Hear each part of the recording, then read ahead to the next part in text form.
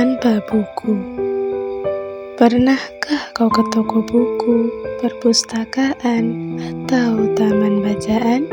Tidakkah kau merasa istimewa ketika berada di dalamnya? Di sekelilingmu ada berbagai tokoh dari dunia nyata dan khayal. Tempat yang pernah kau kunjungi dan yang belum. Informasi dan cerita dari masa lalu, masa kini, dan masa depan. Semua berpadu, semua berada dalam genggamanmu.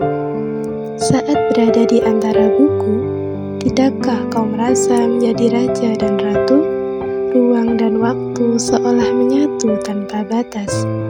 Kau bisa terbang melintasi sekat negara dan melewati berbagai zaman. Kau bisa menyelam ke dalam samudera, melayang di angkasa, bercanda dengan aneka satwa, dan berkelana di tengah padatnya kota, juga di rimba raya. Kau tahu, buku adalah jendela dunia, kunci pengetahuan, dan pintu wawasan. Muhammad Hatta, sang proklamator, berkata, "Aku rela dipenjara asalkan bersama buku, karena dengan buku, aku bebas."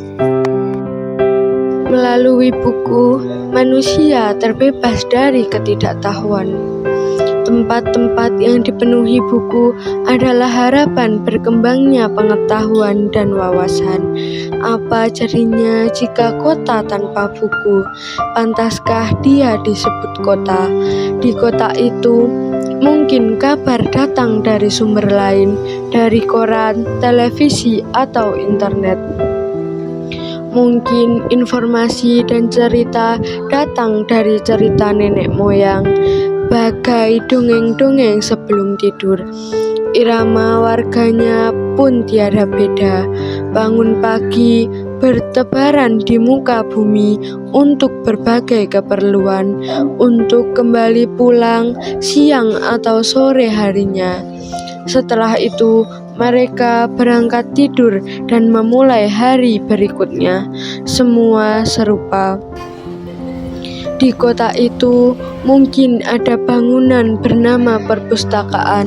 Di dalamnya buku-buku berderet dalam rak yang tak terjamah.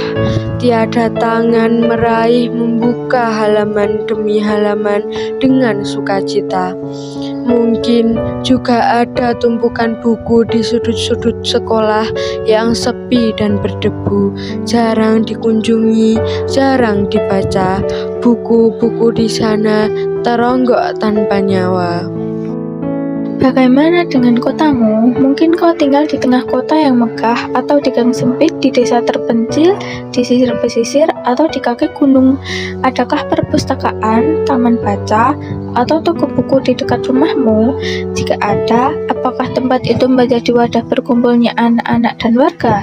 Menjadi pusat berkembangnya wawasan dan pengetahuan? Atau hanya menjadi pajangan? Maukah kau menjadi orang yang menghidupkannya? Kau bisa mengunjunginya dan mengajak teman-teman membaca dan berbagai cerita di sana. Jadikan tempat itu sumber kegembiraan dan pengetahuan. Jika tempat itu belum ada, maukah kau menjadi orang yang mulai menghadirkannya? Kau bisa memulainya dari sebuah sudut di teras rumahmu. Ajak teman-temanmu memulai langkah baru. Jangan biarkan waktu berlalu tanpa buku. Siapapun dirimu, bersahabatlah dengan buku. Dia akan menjadi teman setiamu sepanjang waktu.